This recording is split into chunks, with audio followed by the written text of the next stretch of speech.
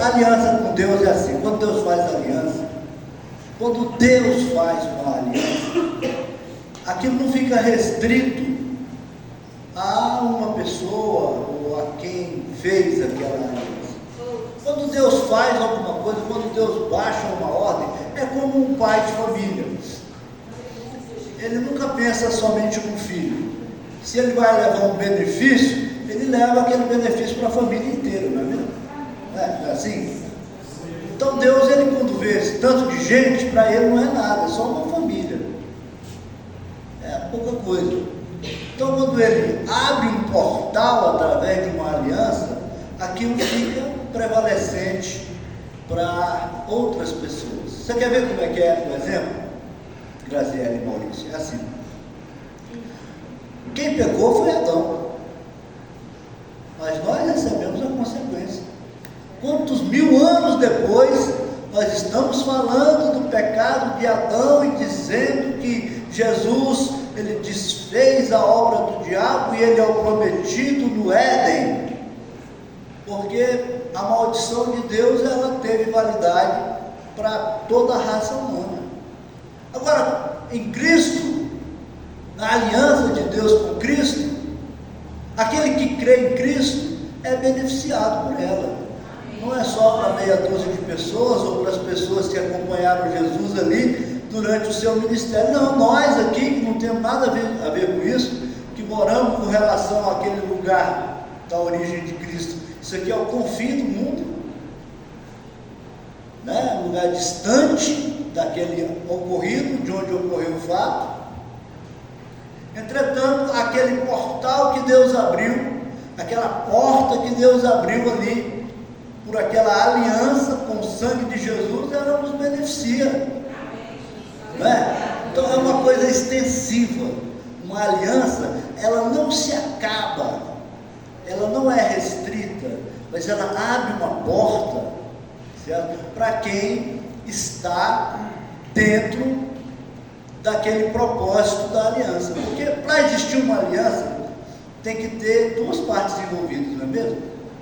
Eu tenho uma aliança aqui, ó, porque eu concordei com aquilo da gente viver dentro de determinadas normas, seguir determinados preceitos legais e emocionais, e comportamentais, compromisso um com o outro. Então, para existir uma aliança, tem que haver duas partes, não é mesmo? Então, quando Deus faz uma aliança, ele está fazendo uma aliança com o ser humano, e ela é extensiva para os seres humanos que vierem de encontro a ela. Nós falamos da aliança de Abraão, e eu fui muito edificado particularmente, apesar de ser eu que estava falando, porque a palavra, quando ela vai, ela volta, ela tem vida própria. E ali, com Abraão, nós aprendemos, e eu aprendi novamente, e reafirmei na minha vida, na minha mente, na minha fé, que Deus tem uma aliança, que Deus fez uma aliança para abençoar, e eu participo dessa bênção de Abraão. Deus fez uma aliança com Abraão, e nessa aliança envolve bênção e obediência. E se eu agir no propósito de Abraão, como a própria Bíblia fala, em Gálatas 3,7, que os descendentes de Abraão são aqueles da fé, que têm a fé de Abraão. Então, se eu tiver a fé de Abraão, eu participo da prosperidade de Abraão. Que não é pouca coisa, é muita coisa. É algo de Deus no meio dos homens. É uma porta que Deus abriu ali naquele tempo com aquele homem, mas é uma coisa que não existia antes dali, porque o homem vivia na maldição, Michael. Não existia aquele negócio daquela bênção da multiplicação que surgiu com a aliança de Abraão. Aquilo não existia. Hoje as pessoas testemunham de bênçãos. É comum você andar na cidade, você vê uma caminhonetona daquelas bonitonas, está escrito no para-brisa traseiro, presente de Deus. Antigamente não tinha isso. Isso surgiu com a aliança de Abraão. Essa capacidade de multiplicação na vida do homem, Renato, surgiu com aquela aliança de Abraão. Ela surgiu com o dia que o Abraão levantou o cutelo em obediência a Deus para sacrificar o seu próprio filho a Deus, em obediência. Então ali surgiu uma face de Deus que o homem não conhecia. Jeová Jiré, significa Deus proverá. E a primeira coisa que surgiu daquela provisão foi um cordeiro imaculado para ser sacrificado no lugar de Isaac. É uma história linda, e eu participo dessa bênção através da fé. Se eu tenho a fé de Abraão, se eu sou capaz de, como Jesus disse, deixar todas as coisas para trás, como Abraão deixou, e seguir na direção da promessa de Deus, junto com a igreja de Jesus, então eu tenho a fé de Abraão, porque eu estou agindo como Abraão agiu, quando ele saiu do meio da sua parentela e foi buscar a terra prometida. E aí eu sou herdeiro da bênção de Abraão, e eu sou mesmo. Deus não brinca comigo não, porque na hora que eu estou pobre, eu fico rico. Aí o povo fala, está roubando, tá? Não é a bênção de Abraão na minha vida. É brincadeira, mas é sério.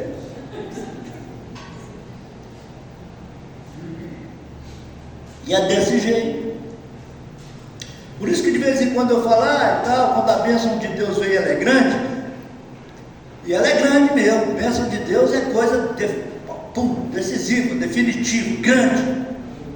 Tem muita gente que conhece isso, é a bênção de Abraão.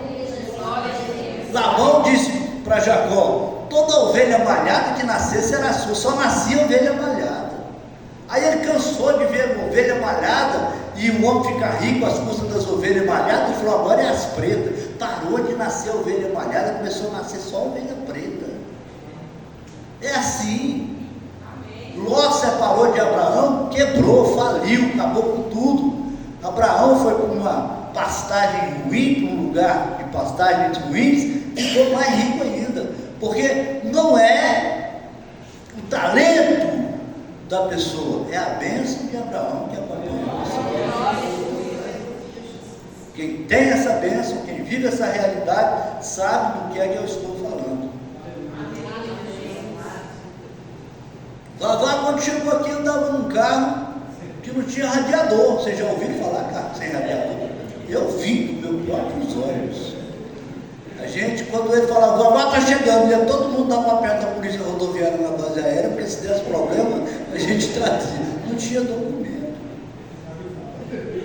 Eu falo isso para a glória de Deus, porque eu sei que ele não acha ruim. É para a glória de Deus. Você chega na casa do cara, tem 2 carros, tudo com documento, agora tudo quitado. Ô, glória a Jesus! É a bênção de Abraão. É desse jeito. Amém? Amém. Então, a bênção de Abraão abriu essa porta para nós. E você acha que isso é só aqui no Shekinah? Você acha que o povo é crente porque é quê? Porque é bobo? O povo é crente porque Deus opera nas igrejas de crente.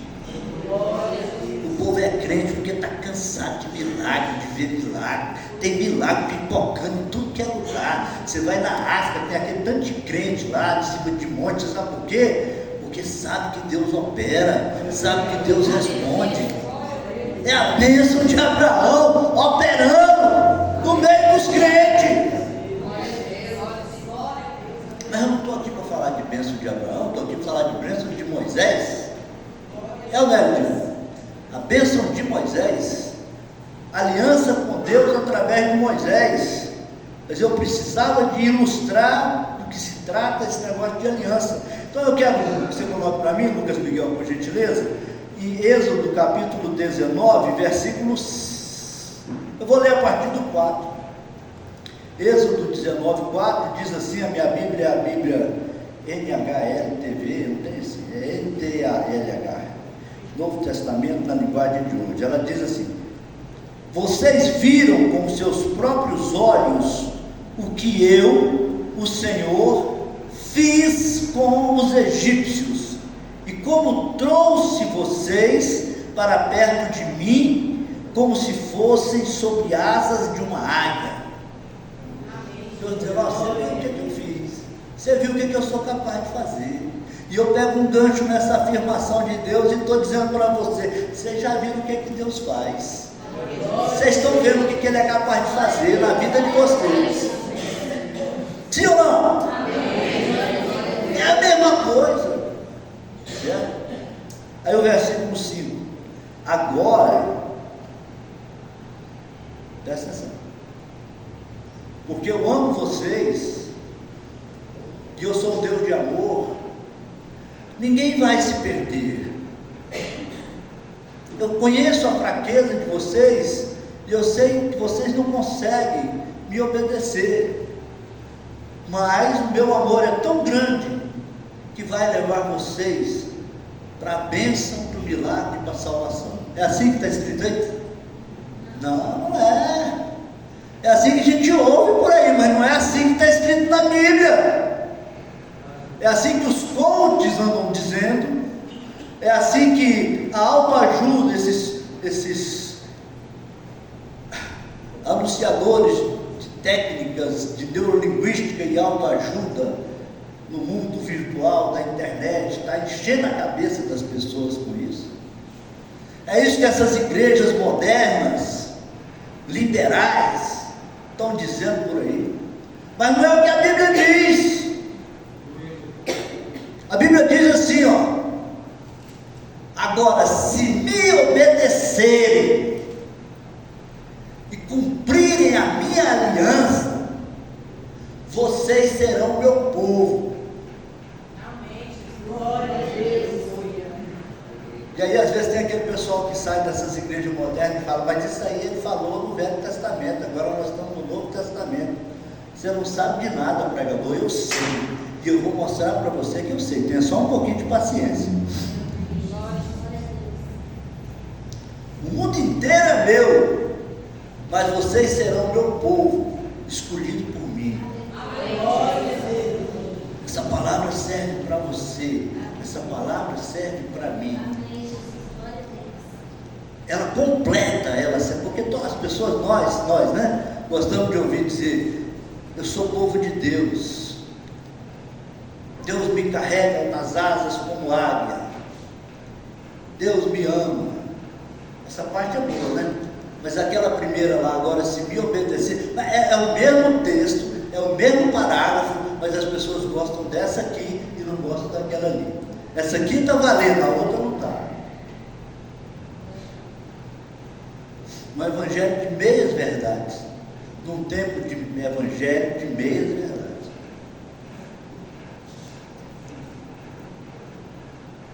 Se você pega Romanos, tudo bem com vocês? Amém. Nós somos amigos? Amém. Posso continuar falando? O pecado não terá domínio sobre vós. Se não me engano, é Romanos capítulo 7, versículo 3 ou 6, 13. O pecado não terá domínio sobre vós. Não está escrito: Deus já sabe que você é um fraco e Ele vai te ser conivente com os seus erros até o dia que você ficar forte. Não é isso que está dizendo. O que está dizendo é: o pecado não terá domínio sobre vós. Então, a aliança com Moisés, ela oferece proteção, ela oferece bênção, ela oferece milagre, ela oferece vitória sobre toda situação da parte de Deus. Agora, a aliança tem duas partes, na verdade. E o que ela requer do homem? Obediência. Só existe essa aliança, só participa dessa aliança, só pode realmente contar com os benefícios dessa aliança quem faz a sua parte, porque Deus ele está disposto a fazer a dele. Deus não vai deixar de fazer a parte dele. Agora, se eu faço a minha parte, então eu estou em aliança. Agora, se eu não faço a minha parte, Deus também não tem compromisso nenhum de aliança comigo. É justo isso? É? Você acha que é justo? Mas a maioria das pessoas acha que não é. Acha que Deus tem a obrigação de abençoar que nem menino. Tem uns meninos ruins de serviço, né? Vira para o pai e fala, porque eu não pedi para nascer. Tem gente que fala, porque o senhor que quis que eu estivesse aqui, então o senhor tem a obrigação de me abençoar. Mas isso não muda a palavra de Deus, porque Deus ele tem compromisso com a palavra dele, em primeiro lugar. A Bíblia fala assim, que Deus vela pela sua palavra. Deus não fala, Deus vela pelo seu amor. Deus vela pelos olhos verdes daqueles que têm olhos verdes, porque Ele gosta de olhos verdes. Não é isso que a Bíblia fala. A Bíblia fala, Deus vela pela sua palavra. Entre eu e a palavra dele, ele prefere a palavra dele, ele tem compromisso com a palavra dele. É bom, né? Entre eu, agora quando eu falar entre você e a palavra dele, aí já muda, né? Mas é também. É a palavra dele. Ele vela pela palavra dele. Então você quer aliança com Deus, você quer resposta de oração, você quer prosperidade, você quer romper as barreiras, você quer ânimo, você quer cura, você quer... Então, obedeça, faça a sua parte na aliança. Simples assim. Deuteronômio 28. Eu vou ler mais 2 versículos para terminar esse raciocínio. E eu quero que você preste atenção. O último vai sanar todas as suas dúvidas. Não pense que eu não sei o que eu estou fazendo, não pense que eu sou um pastor desinformado, não pense que o pessoal da graça sabe mais do que eu. Pensa não. Eu sei mais do que eles. Porque quando eles inventaram a graça, eu estava lá na junta, junto com eles.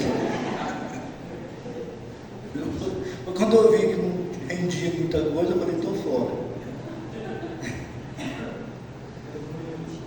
Deuteronômio 28.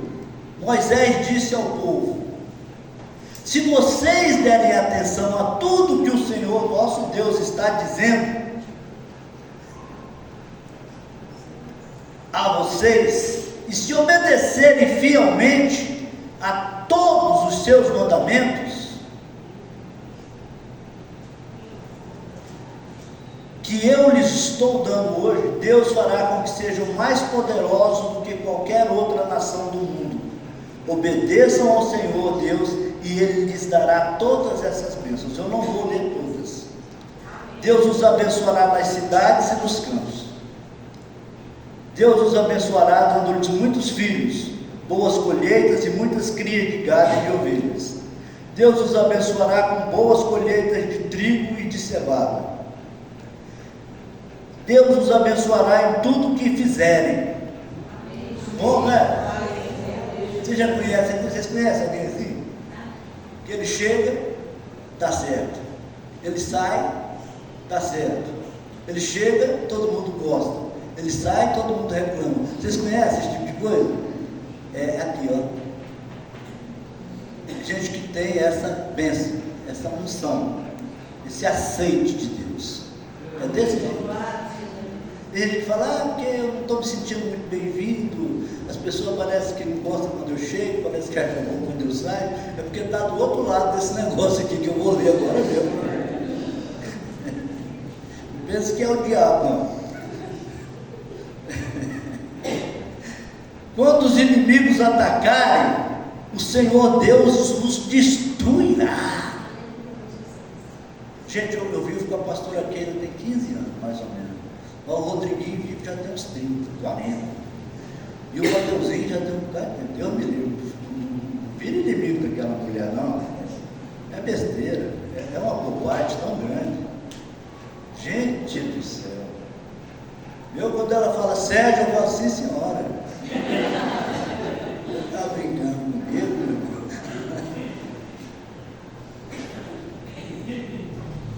Aí não passa nem uma semana, né, dependendo da gravidade. É pum, pum. Só escuta o barulho do tombo. Desse jeitinho aqui. Isso existe. Isso existe. Isso existe. Às vezes eu penso assim, falo, se eu tivesse um negócio comigo. Graças a Deus que não tem, né? Deus que me livre. Deixa eu falar. Vou ler aqui agora o versículo 15, que está dentre os castigos para os desobedientes. É assim mesmo que diz: castigos para os desobedientes. Diz assim: porém, se vocês não derem atenção ao que o Senhor nosso Deus está mandando e não obedecerem, Deus os amaldiçoará nas cidades e nos campos. O cara planta, está na hora de colher, vem enchente, leva tudo o algodão. O algodão branquinho, porque tem seco, parecendo cano de rato. Deus os amaldiçoará, dando-lhes poucos filhos, colheitas pequenas e poucas crias de gado e de ovelhas. Deus os amaldiçoará em tudo o que fizerem. Deus me livre. Castigos decorrentes da desobediência. A diferença desse negócio está só nessa aliança com Moisés. E agora eu vou linkar isso aqui conosco, porque tem muita gente que pensa, e tem razão de pensar, que isso é uma coisa de Velho Testamento, não é uma coisa para o Novo Testamento, né? Mas eu vou dizer para você e vou mostrar para você em 1 Coríntios capítulo 10, que isso é uma coisa que nos diz respeito. E eu vou ler palavras que foram escritas e ditadas pelo apóstolo Paulo, que é tido como a inspiração dessa nova teologia. De nova não tem nada. Presta atenção aqui, o que o apóstolo fala para a igreja? Para a igreja. O que o apóstolo fala para a igreja? O apóstolo Paulo fala para a igreja com relação a isso que nós acabamos de ler, com relação a essa questão que eu estou abordando aqui, dessa discórdia ou discordância da maioria das pessoas com relação à necessidade da obediência a Deus. Então diz assim, 1 Coríntios 10. Irmãos, eu quero que vocês lembrem do que aconteceu com os nossos antepassados que seguiram Moisés. Todos foram protegidos pela nuvem e passaram pelo Mar Vermelho. Todos eles foram abençoados com a mesma bênção. Eles eram dirigidos pela nuvem, que significa a direção do Espírito Santo, certo? E passaram pelo Mar Vermelho, que significa libertação do pecado e libertação do pecado. Todos passaram. É como na igreja, todos passam, certo? Todos estão debaixo da mesma nuvem. Como seguidores de Moisés, eles foram batizados na nuvem e no mar. Todos comeram da mesma comida espiritual e beberam da mesma bebida espiritual. Todos comeram maná e todos beberam a água da rocha, né? Então vivia tudo no mesmo milagre. Era igreja de preto, igreja cor-de-rosa, igreja branca, igreja chiquiná, tudo no mesmo milagre, tudo do mesmo jeito. Por milagre, pela misericórdia de Deus, não era possível fazer nenhuma distinção, nenhuma diferença. É como agora, tudo tem bênção, tudo tem mudança de vida, tudo tem transformação, tudo tem resposta, tudo tem, sim ou não? Uns mais, outros menos. Mas Deus não ficou contente com a maioria deles. E por isso eles morreram. E os seus corpos ficaram espalhados no deserto. Tudo isso aconteceu a fim de nos servir de exemplo para nós não querermos coisas más como eles quiseram, para nós não nos conformarmos com esse mundo, com esse século, para nós não menosprezarmos a nossa parte da aliança com Deus, para nós não tentarmos a Deus, porque tem muitas formas de tentar a Deus. Tem gente que tenta a Deus falando mal da Bíblia, falando mal da igreja. Agora tem gente que tenta a Deus forçando uma tolerância que a própria palavra de Deus diz que Deus não pode ter. Eu vou fazer porque eu sei que Deus vai me perdoar. Isso é tentar a Deus.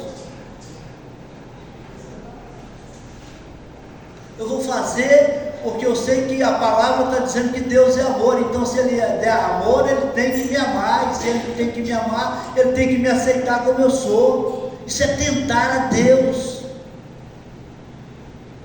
como eles tentaram no deserto, fazendo aquele bezerro de ouro, caindo em orgias, e morreram milhares de milhares, após cada ato consumado de desobediência. Tudo isso aconteceu a fim de nos servir de exemplo, para nós não querermos coisas más como eles quiseram, nem adorarmos ídolos como alguns deles adoraram, como dizem as Escrituras Sagradas. O povo sentou-se para comer e beber e se levantou para se divertir. Não devemos cometer imoralidade sexual como alguns deles fizeram, e porque eles fizeram isso, 23 mil deles caíram mortos num só dia. Não devemos pôr à prova a paciência de Cristo, como alguns deles fizeram, e por isso foram mortos pelas cobras. Vocês não devem se queixar. Vocês não devem se queixar. Murmurar. Se você pega a história de Israel e vê o que aconteceu com os murmuradores, e você vê um negócio desse aqui sendo dito pelo grande líder da igreja em todos os tempos, pelo grande formador da igreja dos gentios, então a gente para de murmurar e começa a louvar e agradecer a Deus. Vocês não devem se queixar, como fizeram alguns deles, por isso foram destruídos pelo anjo da morte. Tudo isso aconteceu com nossos antepassados, agora, a fim de servir de exemplo para os outros, e aquelas coisas foram escritas a fim de servirem aviso para nós. Eu preciso ser mais claro do que isso? Para o bom entendedor, um pingo é letra, e aqui tem muito mais do que um pingo. Portanto, aquele que pensa que está de pé, é melhor ter cuidado para não cair. Você sabe por que acontece tanto milagre aqui nessa igreja? Vocês sabem o que eu estou falando? Porque a gente guarda essa aliança dos dois lados. Pelo menos aqui no culto, no altar, por parte da pastora Keila, que é a líder dessa obra, a gente procura fazer todas essas coisas que a Bíblia manda fazer, que é a nossa parte. Nós não acreditamos de maneira nenhuma, em momento nenhum, que Deus vai fazer aquilo que eu tenho que fazer. O que eu tenho que fazer, só eu posso fazer. O que nós temos que fazer, só nós podemos fazer. Porque às vezes a pessoa chega querendo uma oração, fala, me ajuda a facilitar, porque eu estou me sentindo fraco. A pastora Keila fala, você tem que se sentir forte. Porque se você não se sentir forte, como é que vai acontecer? Você tem que se fortalecer. Aprende a se fortalecer. Aprende a orar. Aprende a fazer como nós fazemos, a jejuar. Porque se tivesse que subir uma montanha de 3.000 metros de altura e enfrentar uma serpente com 7 cabeças, eu não ia dizer para ninguém fazer, mas é só uma coisinha simples. é orar, é jejuar, é congregar, é fortalecer os irmãos, é orar pela igreja. As coisinhas que fortalecem a igreja, as coisinhas pequenas que Deus estabeleceu, estão ao nosso alcance. São coisas simples, que nós só não fazemos se nós não quisermos. Experimenta para você ver. Experimenta tirar uma hora de oração por dia. Experimenta fazer um propósito de ler o Evangelho de João em voz alta de madrugada. Você fala, mas isso é crendice. Você fala, não é. Você acha que é, mas não é. Porque quando você fala aquilo que está escrito ali em voz alta, o capeta que está te perturbando, ele escuta. E é como um morto, você é tão grande, que você não faz nem ideia. Não é bobagem, não. É coisa comprovada. É porque o que Jesus estabeleceu na aliança para a nossa parte, Edinha, é coisinha simples, porque Ele sabe que nós somos simples.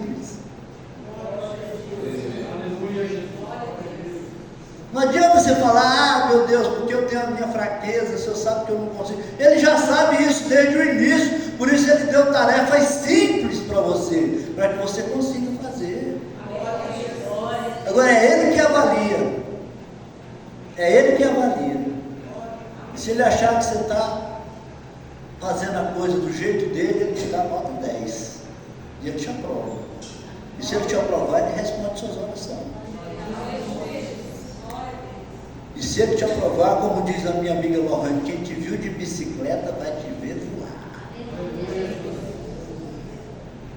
Se Ele te aprovar,